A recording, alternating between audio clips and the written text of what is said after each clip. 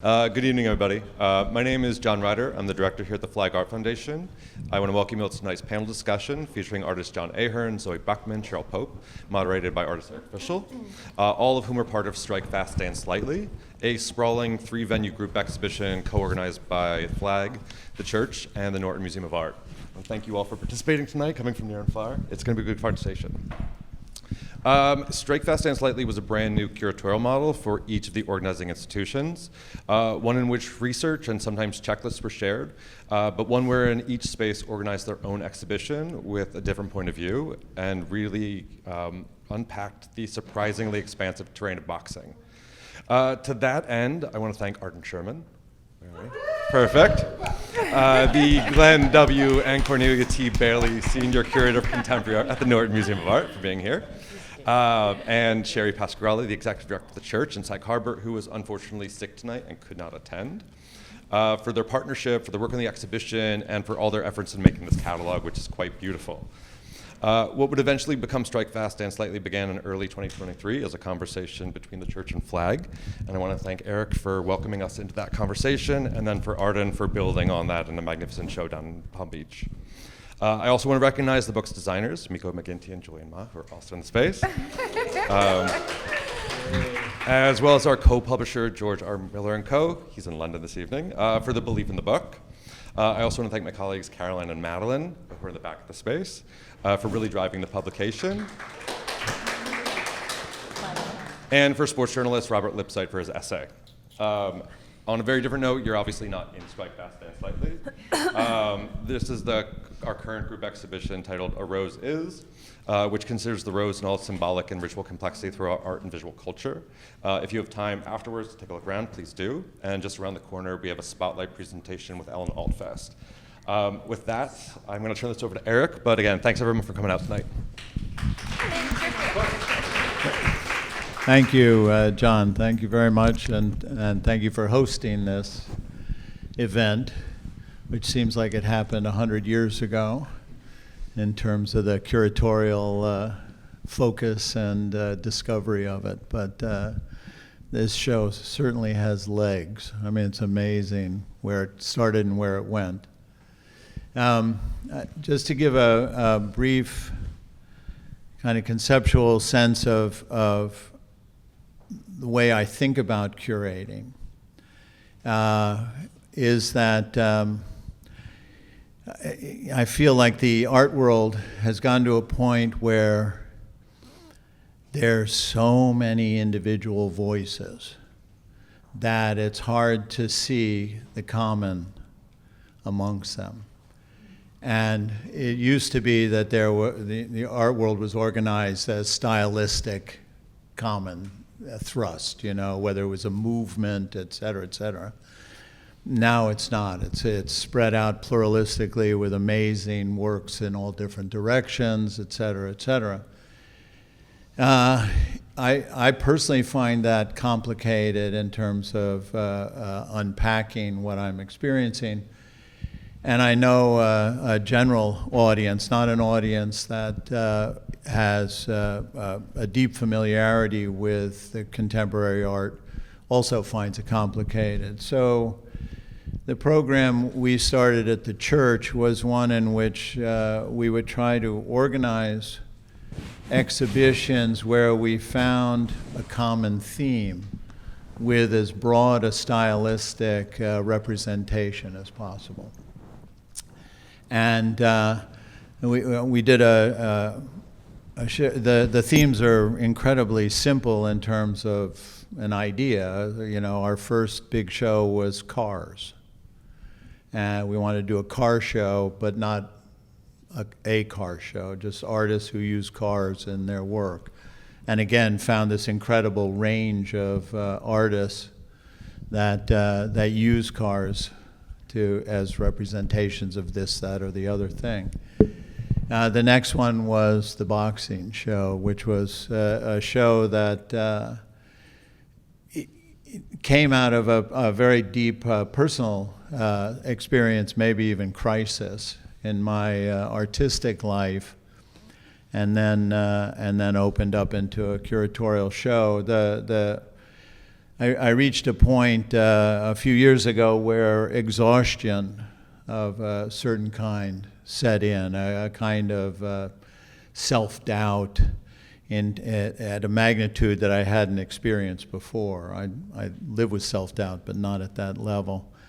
Of something where, you know, a life's work, what does it add up to, what does it mean? And I was struck by two works of art historically that spoke to me. One was the Greek sculpture, bronze sculpture, The Pugilist at Rest, which is a portrayal of a fighter, an aged fighter, who is sitting down, still sweating, bleeding, and exhausted, and turning his head back either towards where he came from just now, or was being called to go back out again.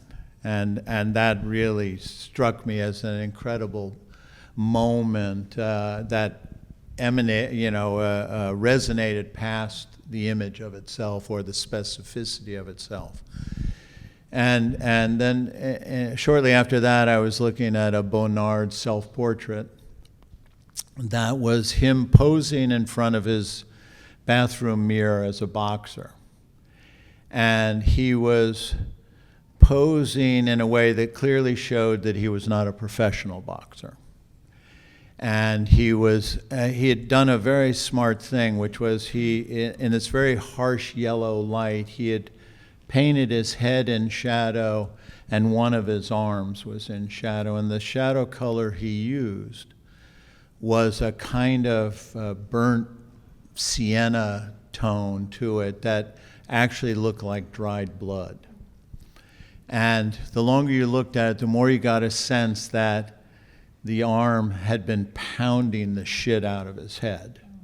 And that's why it was. And that also spoke to me as like, I know this moment. This is a moment I feel where, you know, as a life of an artist, you're trying to keep revealing truths and you know, refine articulation of feelings and make connections to the outside world and, you know, all these things. And where do you end up? You end up beating the shit out of yourself in your bathroom mirror. So anyway, but that started me thinking about boxing. And then in conversation with Flag, that topic came up as like a possible theme to explore in our own ways. And there are certainly examples you could jump to, historical examples of boxing and whatnot, and so those were easy. But the fun stuff was seeing how many contemporary artists have been using boxing in so many different ways, from very literal ways, from documentation ways, from poetic ways, from relationships to bodies to, you know, I mean, it was so broad, and it just kept, you know, just unfolding this incredible theme.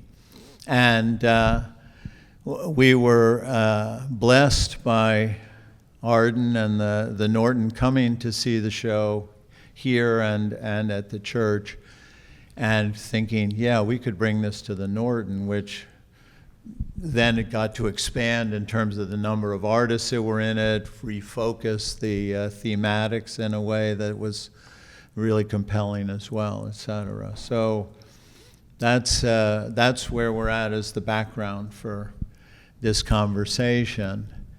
And Cheryl's work I was not familiar with. Zoe's work I was not familiar with. And John's work I'd known for a very long time. We sort of came up in the art world together and, you know, sort of crossed paths many times. So it was interesting within this context to discover, I mean, I saw their work, and since then have talked a bit to Zoe, first time talking to Cheryl here, who she told me is incredibly nervous, so I'm not supposed to call on her. Yeah, exactly. We don't believe it. Yeah. She gets in the ring. Yeah. Anyway, so what I thought we would do is to start off would be to ask each artist to sort of give us a point of entry into the specifics of boxing as artwork, boxing as metaphor, boxing as discipline, whatever, et cetera, and see where we go from there. So do you want to, by the way, she's a Golden Gloves champion. I was looking at her hands while she's telling me that, thinking, they look beautiful. Thank you. It's not what I usually hear, so I'll take it.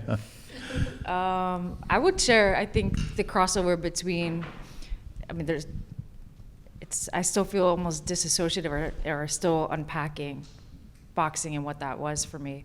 But I will say, when I started, I guess like 31, 32, and my dream was to win the Golden Gloves and knock someone out.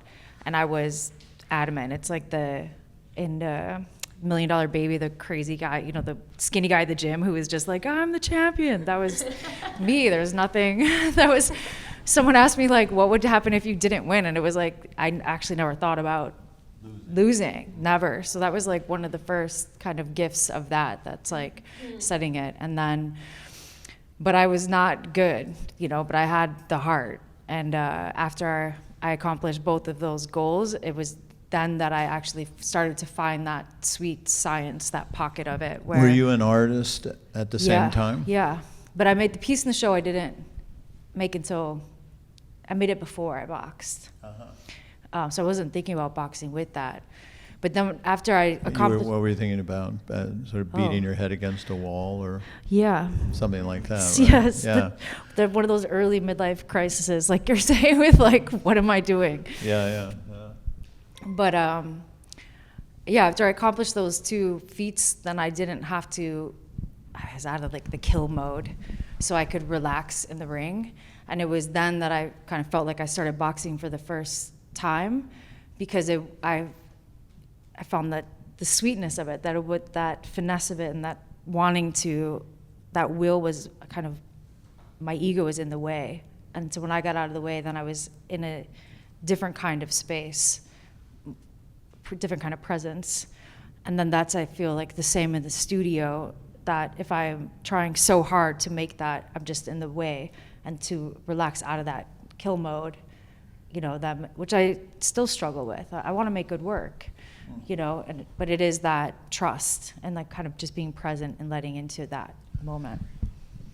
This is a sports question, or an athlete question. You started boxing later in life. How long did it take you to get muscle memory that would allow you to relax in a ring when someone's trying to kill you? When I taught, I always said, this is going to sound a little crazy, but I would always ask people, like, were you hit as a child? Because there's a tolerance that you kind of, like, I remember my mom slapped my face when I was like 16, and it didn't hurt, and I looked at her and said, do it again.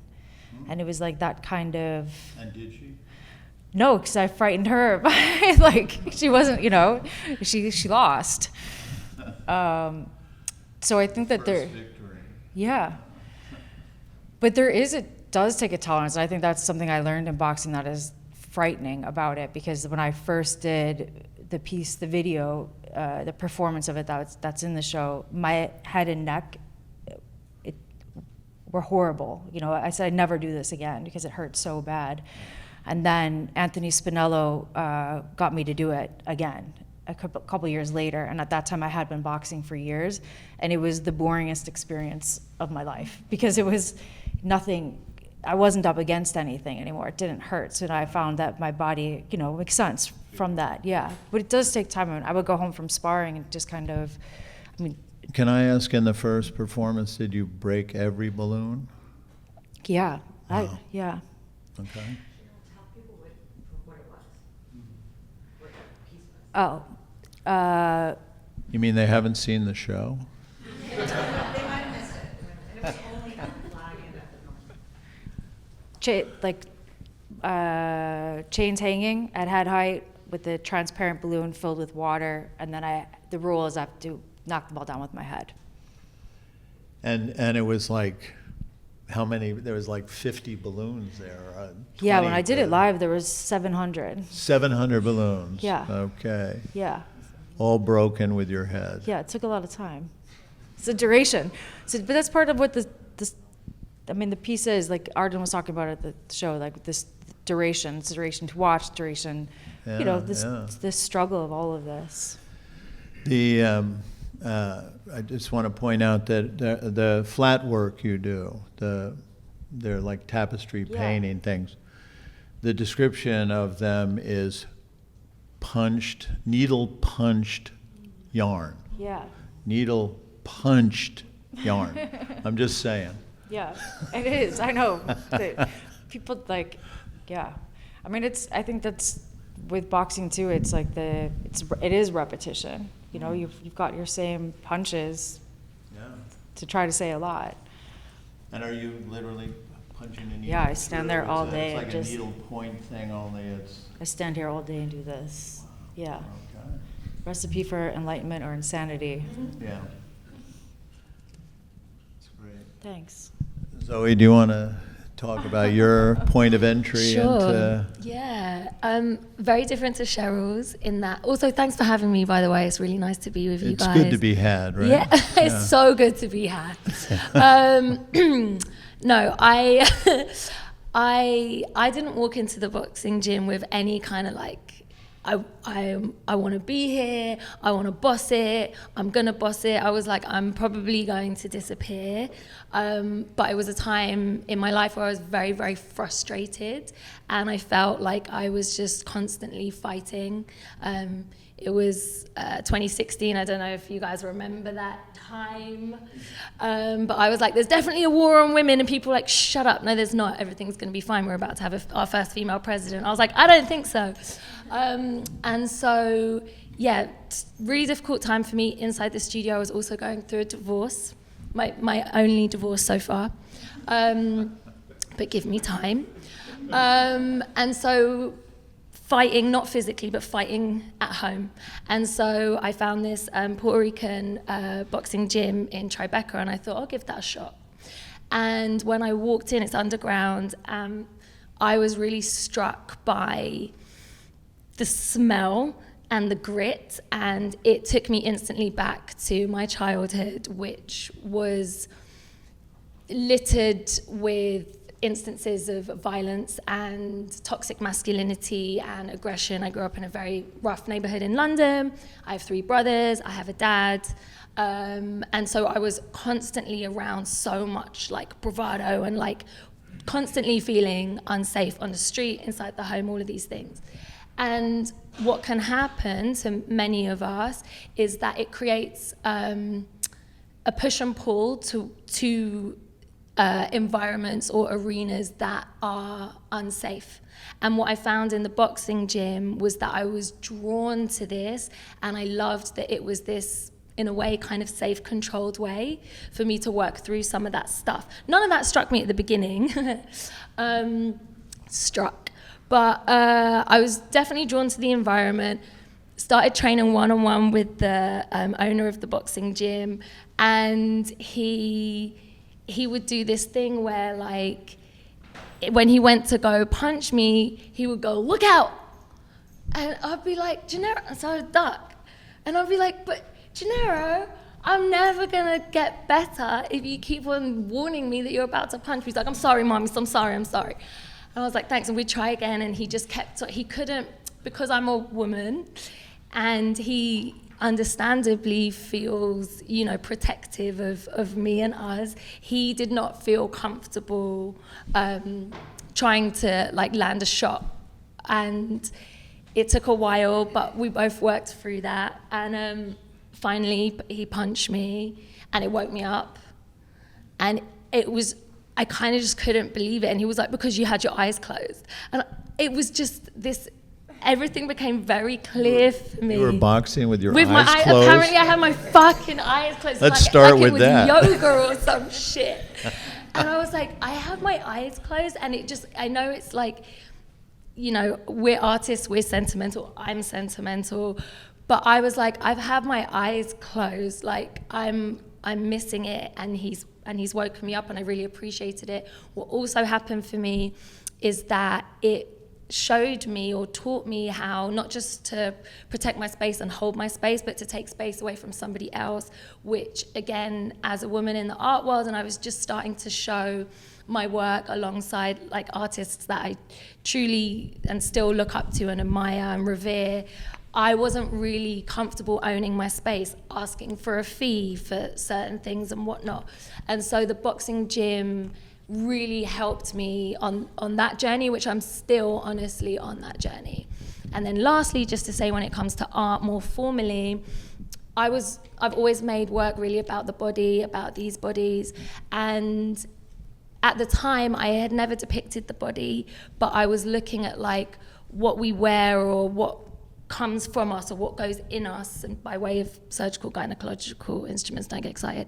But the boxing gym it felt so anatomical, right? Because you've got these huge heavy bags that look like bodies hanging in space. You've got the speed bag, which looks like males. a face. I think you were going to say toxic males. Looks like yeah. toxic males hanging on chains in the space. But the punching bags became, and the, you know, I've always looked at these sort of polarized states and ideas, and so that masculine and the feminine, and it became a way for me to bring the idea of the body into the studio in that way. I'll stop waffling now. I want to hear from you. The piece that the church showed was a neon drawing of a uterus with two pure white boxing gloves on either. Yes, in place of the ovaries. Yeah. Yeah.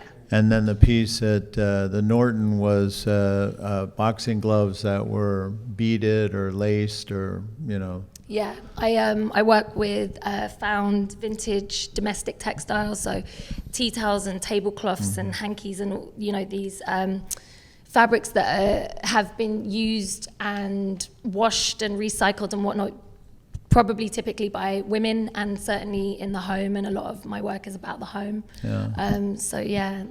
You did some paintings or flat works that were images of women that had thread on them, right? Yes. And the thread was sort of loose and hanging down, and when I saw they had a sort of feeling of wounds, of bleeding, something like that, sort of, you know, the constant pinprick kind of wounding. Yeah, I think like Cheryl, I'm drawn to that idea of like the sort of the control versus the chaos, like leaving the threads loose is to me evocative of like, you know, our spirit, or we're coming undone and whatnot. But also, you know, I pierce these pieces hundreds of thousands, I don't know, times, and that is in a way a very small act of violence. And I think, you know, both of us,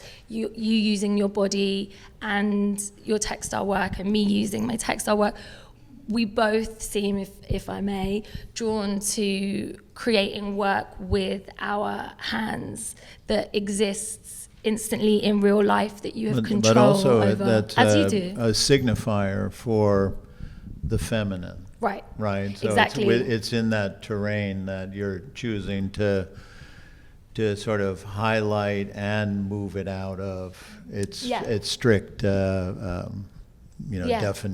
or whatever. And you feel it when I'm using embroidery, I'm aware of the fact that I'm falling in line with this huge history of female expression, especially within the home as well. Yeah. Did you say expression or suppression? Listen. Six of one, half dozen the other. Is that what you're saying? Exactly. Okay. But we have a female president now. Yeah.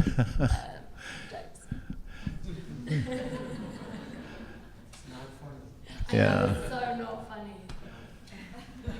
So, John, do you want to talk about your entrance and also? I want to mention how my partner since 1979 is sitting right a few feet away from me. Can you stand up?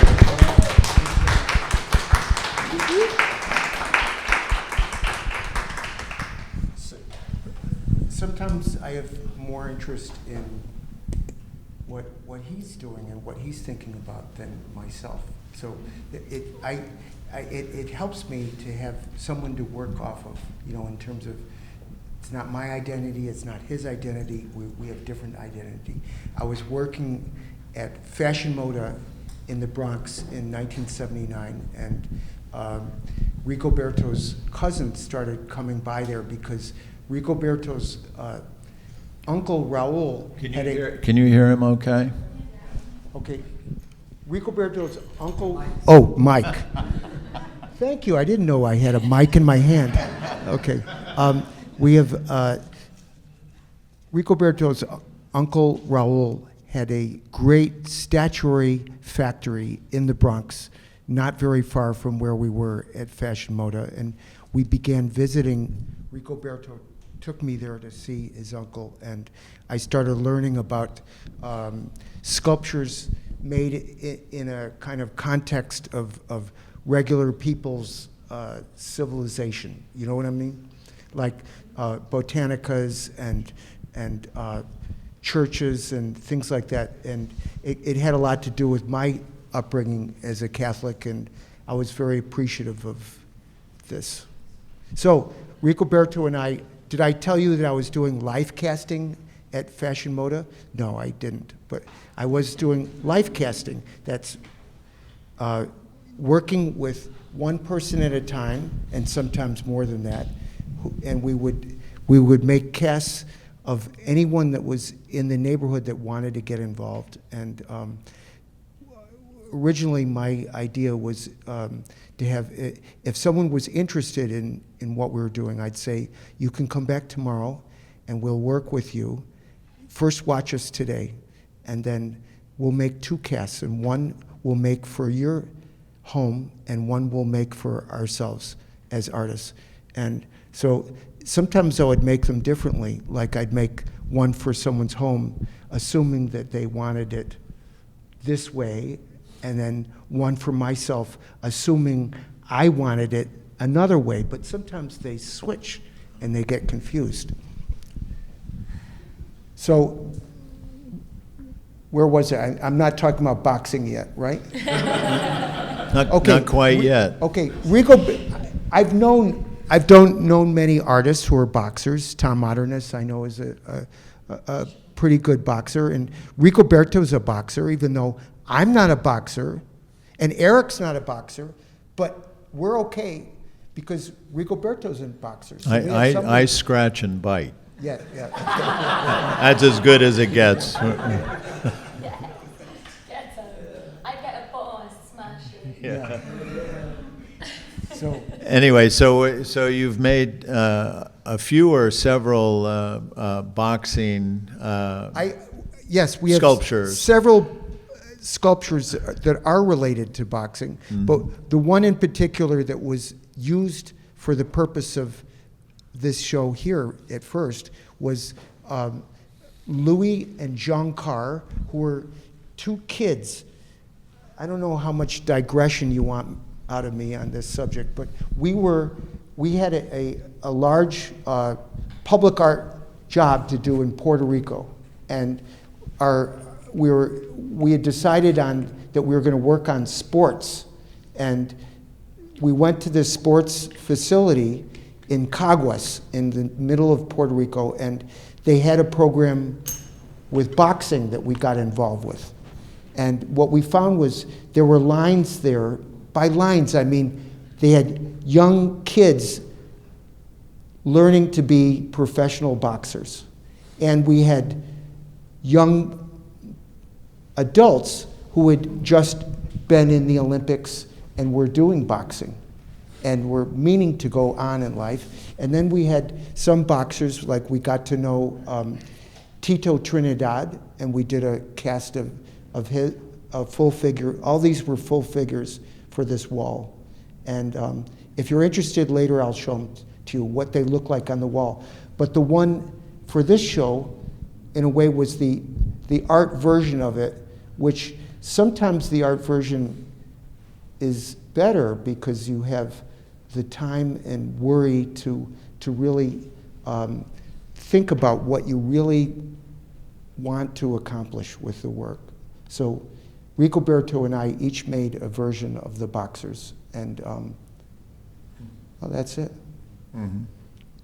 But these are fiberglass, and you use for outdoors. You use fiberglass with epoxy resin enamel. Epoxy resin, Epoxy enamel. Yeah, fiberglass. yeah. Robert, do you have anything to contribute to the wisdom of boxing? I think for the kids that we saw, they were kind of professional in my book. You know, they were really treated like grown-ups in the sense that they were really learning how to hit each other pretty good. You know, in Puerto Rico. You know, so it was a training place that you got to be. They really did hit each other. Really hit each other pretty good. It really knows yeah. And I think for me, watching that, it brings me back memories about me getting bleeding nose, you know. So, yeah. So you trained as a boxer? Yeah, I was a boxer. And coming up through the Golden Gloves thing? Yeah, my And, brother was in the Golden Glove. I was just training, getting my ass kicked, you know, that Uh-huh. kind of stuff. But yes, I was a boxer, you know, growing up. Before I met John, you know, I learned something, Yeah. how to get beat up, you know. when you guys cast people,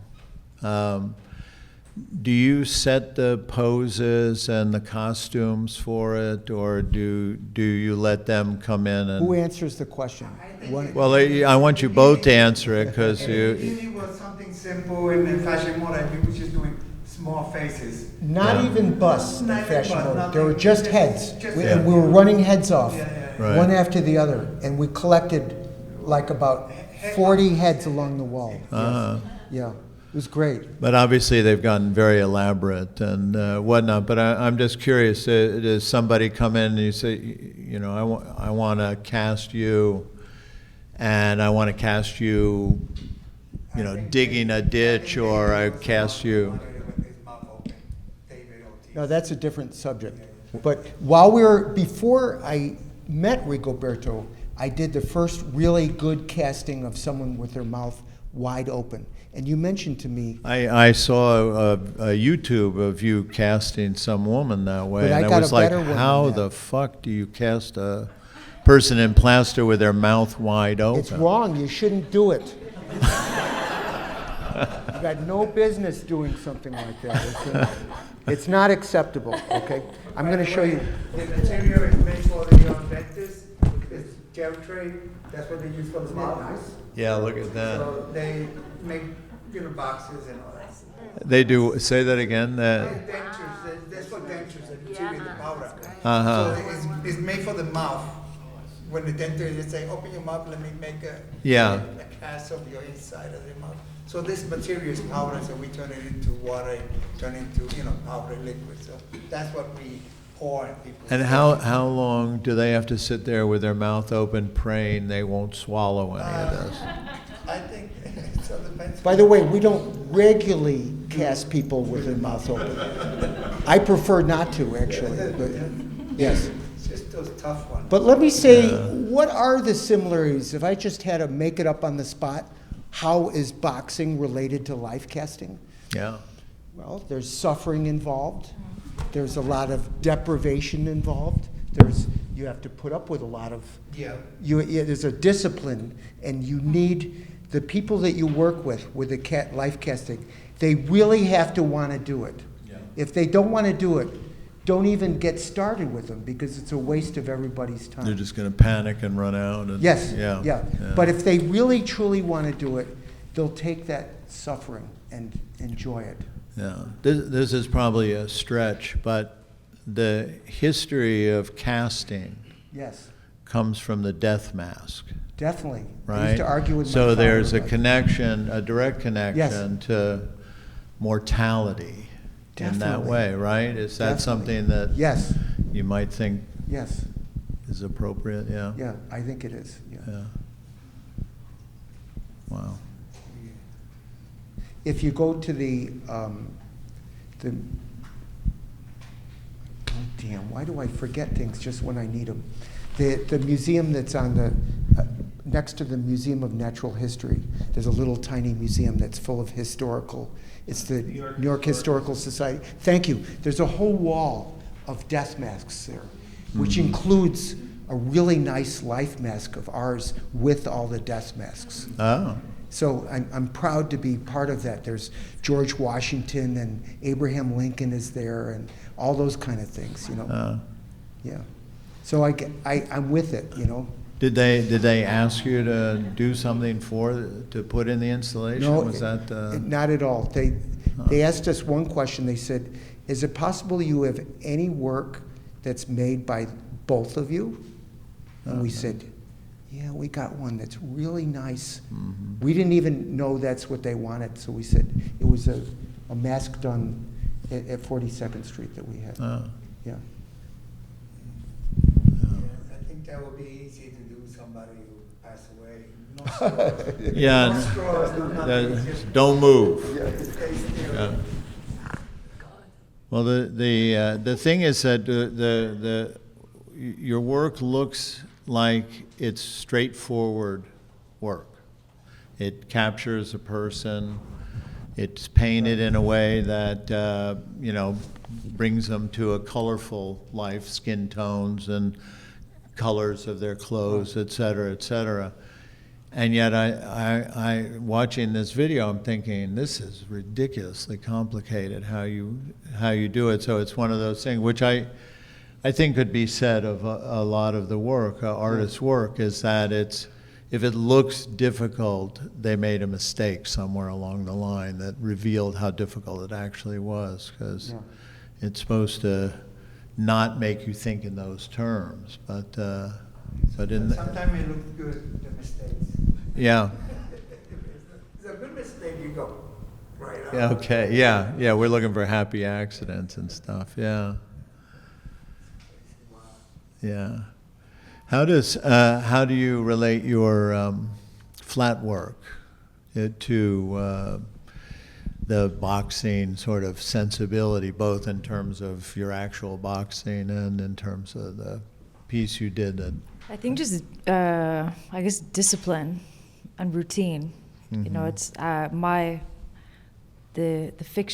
fiction of being alive, that my narrative, the whole life together is based on routine, repetition. So same thing with boxing, it is that training, like waking up, doing a run, going to work, going to the gym, it's so similar, I think, yeah. So it's discipline and routine and stuff like that, yeah. Yeah, I mean, it's a kind of endurance, it's like to stand still all day and do the same thing over and over again. Mm-hmm.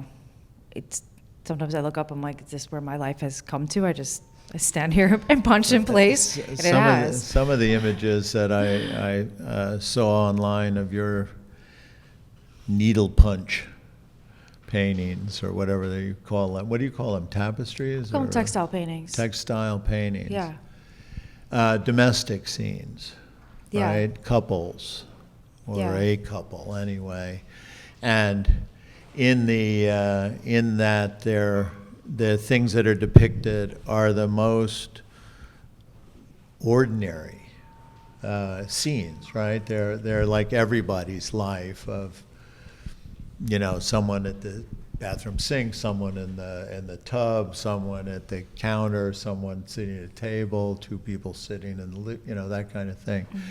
Mm-hmm. How are you getting that, gathering that material, and why are you doing that? Well, that's not about boxing. It's surprisingly calm. Well, they're part fiction and part nonfiction. So some of them are lived, biographical, mm-hmm. and some of them are, like, I don't have a child. I had a miscarriage, so that's the child. That's not, that's imagined. Right. But so they, and I think about them kind of as like a double portrait, similar to like a David Hockney, where you have alone together, two people together alone. Yeah. But again, that's, I think, looping it back to the kind of routine. We live in these routines, we live in these mundane moments, but there's so much held within that stillness. Our whole lives, that whole kind of tells the story. All those details, just the mundane objects around of that relationship, how they are, how they're positioned, yeah. So sort of in that stillness or silence is where, it's like when I'm telling a story to a friend, I'm like, he just stood there, and in my mind, I'm seeing that image, like that energy, how he stood in that, and she's like, yeah, So it's kind of that, yeah, what the words can't tell, but the image can. I'm getting this like incredible sort of sense among you guys of both a very humanist, very connected to people, emotions, daily life. You're posing people in ways that are so normal to the way you see them on playgrounds or in the supermarket or whatever, et cetera. Yours are a little bit more acerbic, and there's an interesting sort of tension between the opposed figure that's just sitting there, bleeding. But it's something where there's a sensuosity, a kind of trust in the touch of the body and things like that as well. Can you guys talk about that? Do you want to talk about that, Zoe? Yeah, sure. I mean, I think that a lot of my work is looking at consent, right? And boxing is a consensual act. Like, it isn't actually getting beaten up. It's not a bar fight. It's not actually being attacked, although obviously it's really fucking hard, and that's part of it. And there can be things that happen when people are sparring or in the ring or whatever, where someone can cross a line, but it isn't like being jumped on the street, obviously. So that's always been, I think, really interesting to me as a terrain or an arena from which to make my work specifically. And then also, like Cheryl, a lot of my work, especially these depictions of my friends or me with my kid or of my mother and whatnot, they're about these more tender, quiet moments between people specifically, or mainly between women in my life. But with my use of text, and often some of the moments that I'm depicting, like you said, bleeding, and some of them are explorations of a miscarriage or an abortion or having one's power taken away. I am always looking at both like the joy and the ecstasy and the exaltation and dancing and raving or pleasure, and also trauma and pain and having one's power taken away. And so I guess that push and pull, I think, is what makes our lives, and especially these lives in these bodies, so interesting, is that, like, even one event of, say, heartbreak, for example, or grief, it's never just one thing. And so I'm never trying to make work that is like, this is really shit, this is really fucking hard. Like, I'm trying, because that's not how I feel. I'm trying to explore, like, there are things that are really shit, there are things that are really hard, there are things that are really unfair, and then also there's these amazing, beautiful, sweet, magic aspects to these experiences. I've rambled. Don't know where I was going with any of that.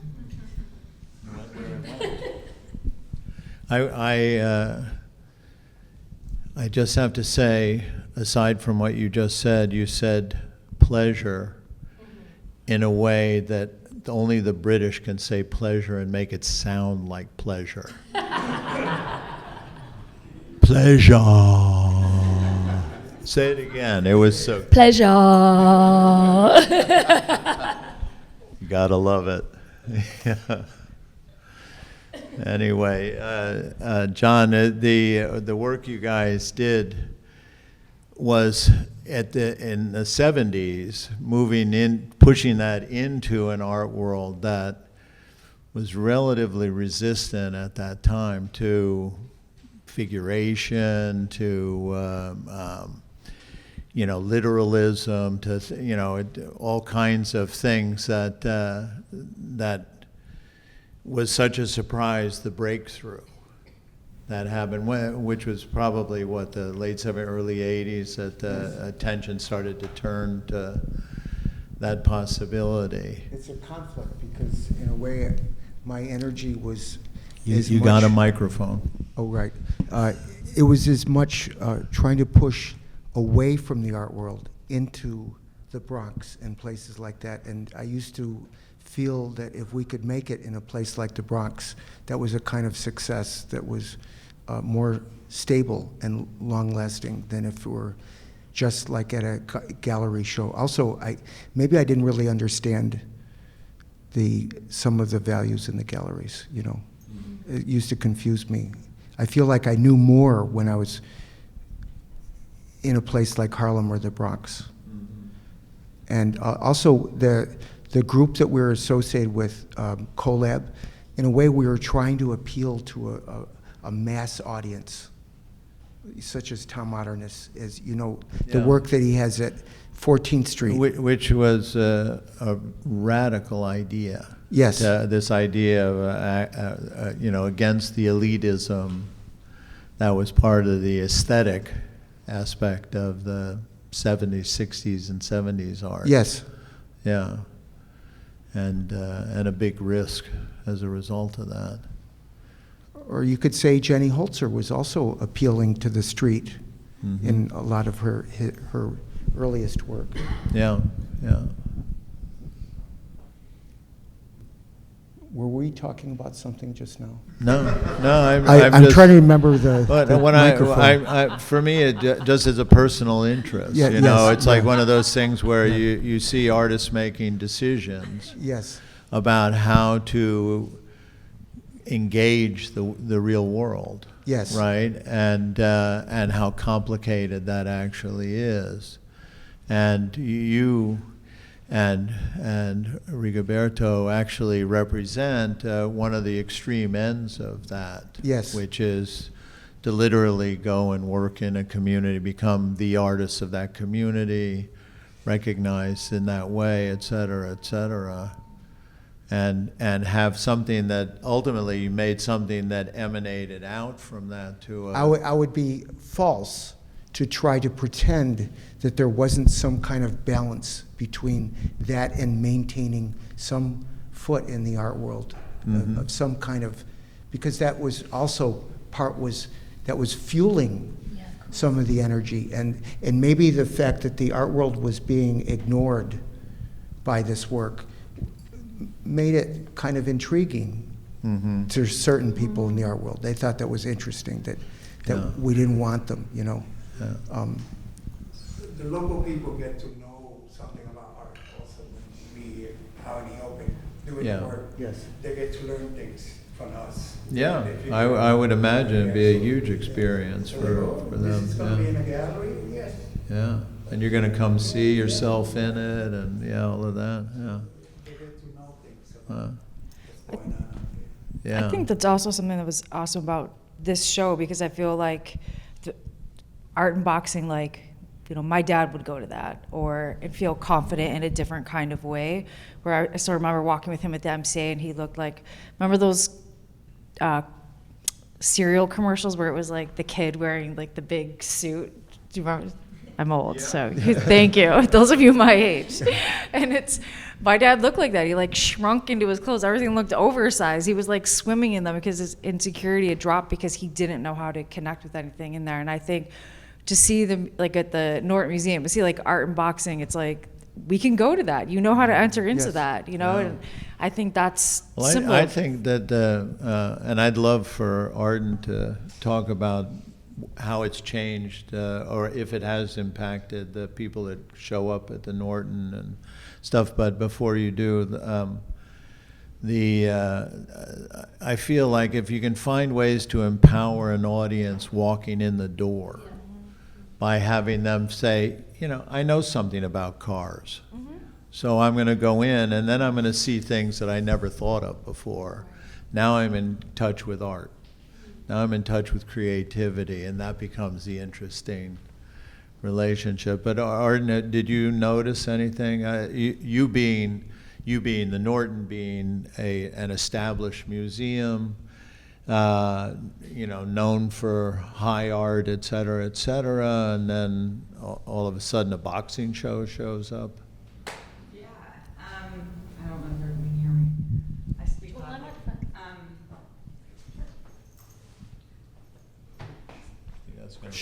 Oh yeah.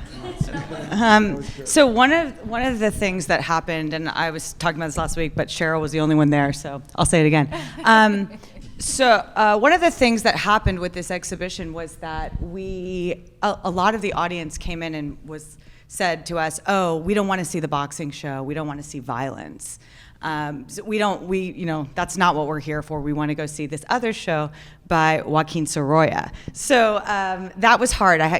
We had to get them into the space. Right. But once they were in the space, they realized that there were absolutely no depictions of violence.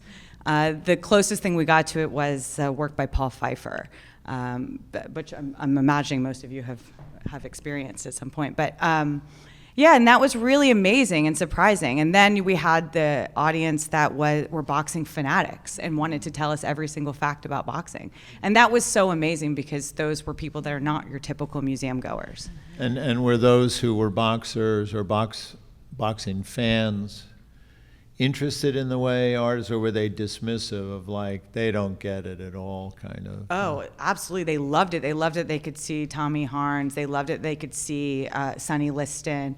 They loved it. They could see Joe Louis, and some of the more that are not Ali, the players that are not Ali. Yeah. I purposely stayed away from overdoing the narrative around Muhammad Ali, and really wanted to highlight a variety of voices within the sport of boxing itself.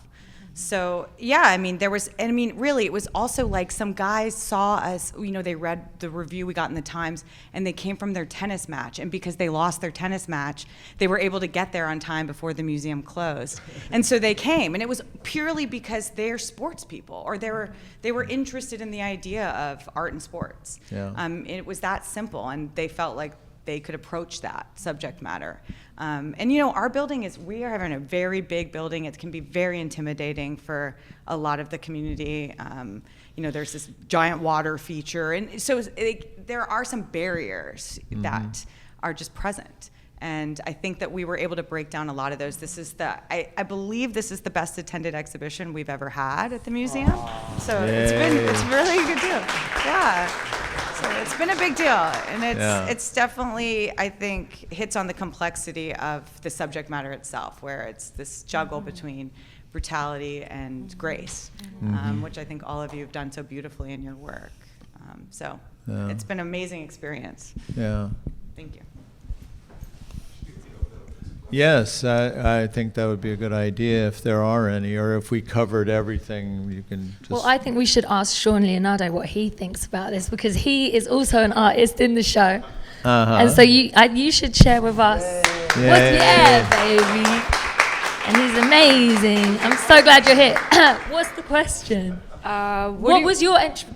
Yeah, why do you think, because I'm curious with this too, because being in the show, seeing so many artists who have use this boxing and depicted it in so many different ways, and kind of that one, what does that draw? Why do you think there's so many? And then kind of even that the lineage between, like, the history of, when you're training as a boxer, you're under that, all those trainers are trained under that, and that lineage. And then also in, like, if you are under a lineage with this and the way that you've depicted and dealing with masculinity and the male body, and that some of those connections. Sure.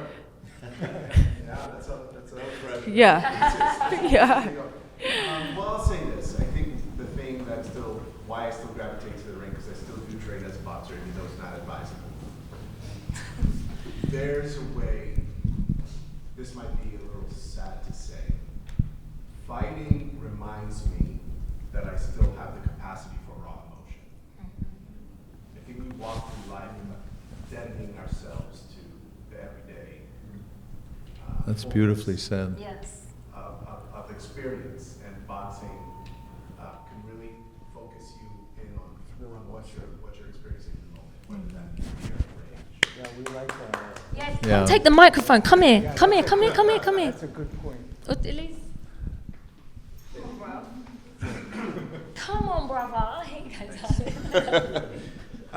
I hope you caught that, so I don't have to repeat that. Yeah, that's all right. So I think the parallel for me is, as an artist, that is the space that you're hoping to capture in the act of creation. And I think as a viewer, even if you've never watched a boxing match, you know how to participate in a spectacle of violence. And we give ourselves over to that because it reminds us of the capacity of, human harm, but also victory and defeat, and all of those really raw emotions that somehow we forget provide the fullness of life, like I've said. So that would be it for me. How's that? As a viewer, knowing how to participate in a spectacle of violence, how do you understand that? Because I've certainly seen violence both in a ring and also in the street that doesn't make me feel like I'm participating. It freezes me in some way that makes me feel like I'm disappearing. Is that's not what you mean? Or No, I would actually argue that even the freeze response is participation. yeah. And therefore, our expectations, glorification, whatever is our relationship to violence, part of the reason that it remains as our life is because we have the human capacity to really hurt one another. Mm-hmm. And to contain it to a spectacle is one way of taking it in through a container that involves a social contract. In other words, whether we're actually fighting or viewing, the social contract is that this violence is permissible. Mm-hmm. And to a certain has extent, rules, right? And it has different rules. rules. I mean, like, I don't watch MMA or like the hammer punch when the guy's already down. Like, those rules are too much, What did you just describe? What is it? Like, it's Is someone's- that cage boxing? they're on the ground and like they're already knocked out and it's just on their face. Yeah. Yeah, raw Well, hand. what's up with that? It's fine. It's that you feel, but I think too, like with what he's saying, that it's like we get something. There's so many reasons to watch a fight, but I think like where I'm head banging down the balloons is because we can't get into those fights. We have to do everything with our head. We have to talk it out, rationalize, find this language for it, and it isn't physical, but there are things that you can find being physical, or that things can happen. Like when the one heavy bag that I use, it's because I didn't cry for like a year, and I hit that bag for 8 months, and then I could finally cry. Like I could have talked to a therapist and still not be crying. I cry like a baby. I don't now. cry, and I've been 40 years to a therapist. So I'm saying, I should try the heavy hit a big bag. Exactly. But Or a little one, anyway. It has all these services that, I think, and that's what art, and there was someone at the talk who had asked her, like, if it's, why are you showing this, the brutality or that? But it's also so great to think through these complexities of it as a spectacle, as a container, and that voyeuristic aspect of it, besides for being in the ring. Yeah, I think that transference actually tells us quite a bit about the human condition. Yeah. Like what we need to mirror or what we need to see in a fight tells us a lot about ourselves. Yeah. I mean, it's no different than watching, Shakespeare kind of laid out all the stories, but we still have to keep watching movies and watching stories because they help us story ourselves and story our own lives. Yeah. And somehow watching the fight in the ring is part of I need that to story It's my life inherently too. narrative, is what you're saying. The boxing, a boxing match is inherently narrative. It's It becomes, heroes yeah, we are. and victims and. Yeah, I think as we're even mirroring it, you know, it's like we're bobbing and weaving while we're watching it, you know. Flinching. And Yeah. crying. Yeah. Yeah. Wow.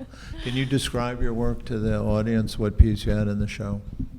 Sure, thanks. I have 2 drawings, charcoal drawings. One is a large-scale drawing of Mike Tyson at the very end of his career, so well past when he should have been fighting, not including this Jake Paul. Yeah. In boxing shorts. He's in. Yes, yeah. he's actually, it is right before a fight, Yeah. but very, very late in his career. So huge, battered, again, well beyond his greatness, whatever. He does. He loses that fight, by the way, the fight that he's preparing for.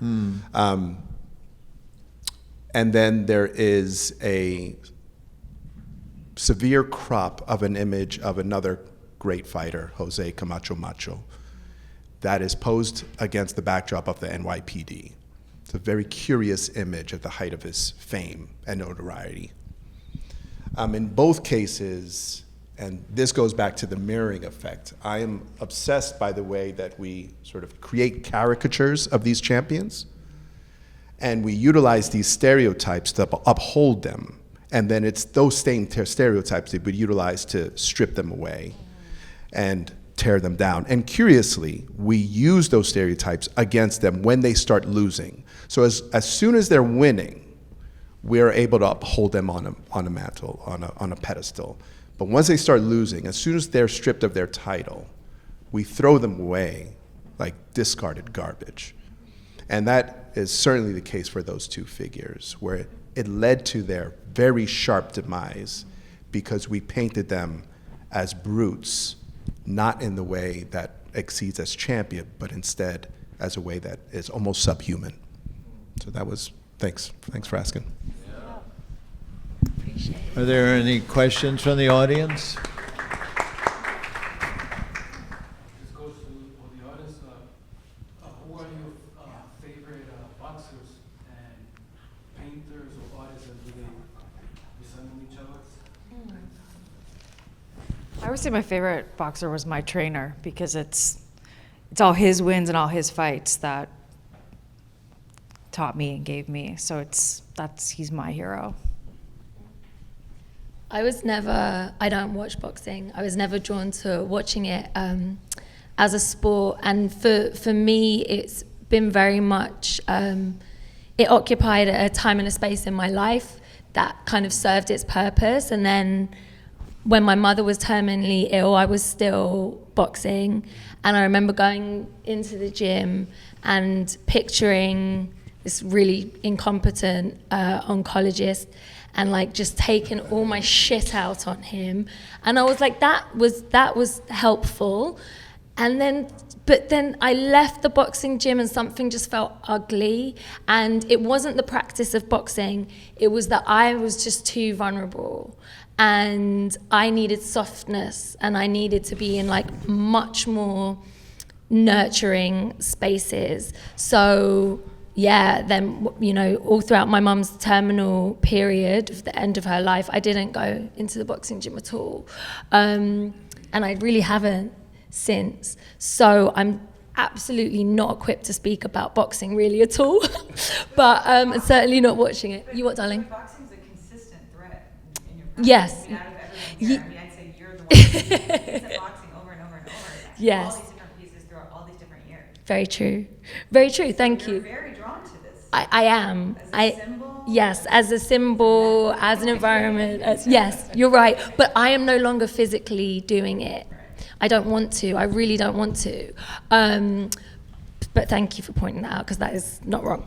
But in terms of artists, I always return to Louise Bourgeois. Like I love her. The madness, the sexuality, the sensuality, the home, all of that stuff. And then an artist who my work is nothing like hers, but I really admire her, is Sophie Calle. And I love the way in which she will take something. I'm thinking specifically about Take Care of Yourself, but I really am inspired by taking something autobiographical that you're trying to that's complicated or you're grappling with, that you're trying to sort of cathartically work through or release, but then taking it and opening it up to your community and saying, you show me what you think about this. And that's something that I think, just in terms of experiences that I've had that I'm exploring through my work, though it starts with me, I do try to bring in other people's stories and experiences. So, yeah. What do you reckon?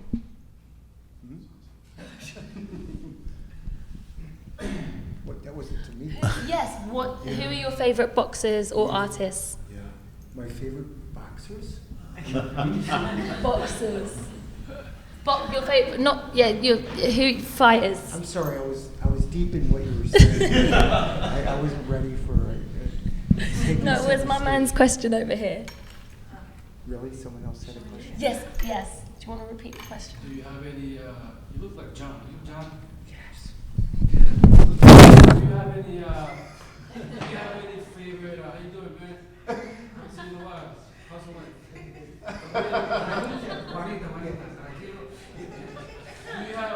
Do you have any favorite boxers and fighters and your favorite artists? Do you have any recognition, if any?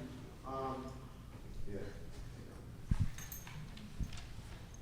For example, I love the work of Tom Ottermus, and I said he's a boxer. But that's not what you meant, is it? No.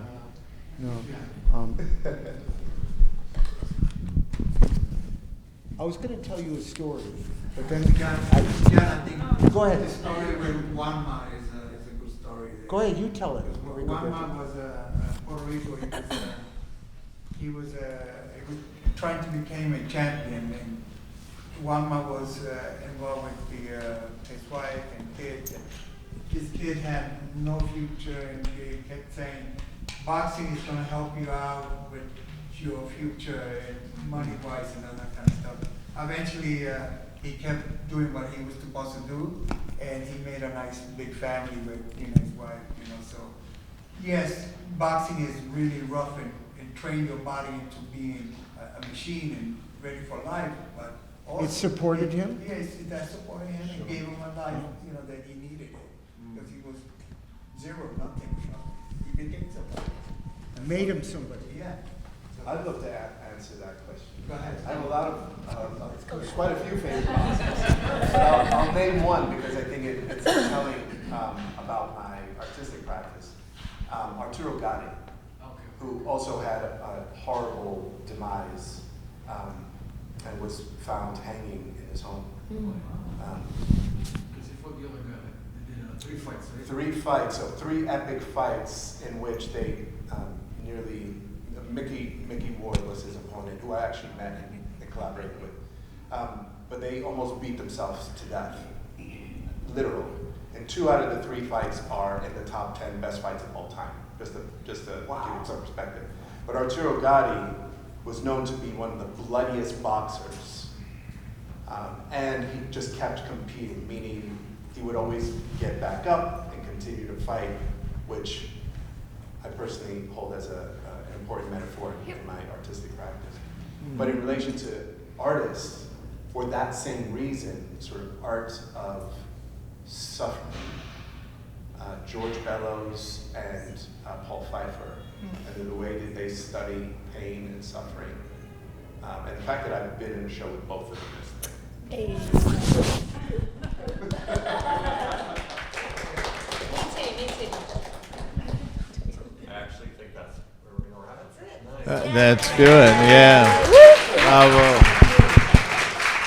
Nicely done.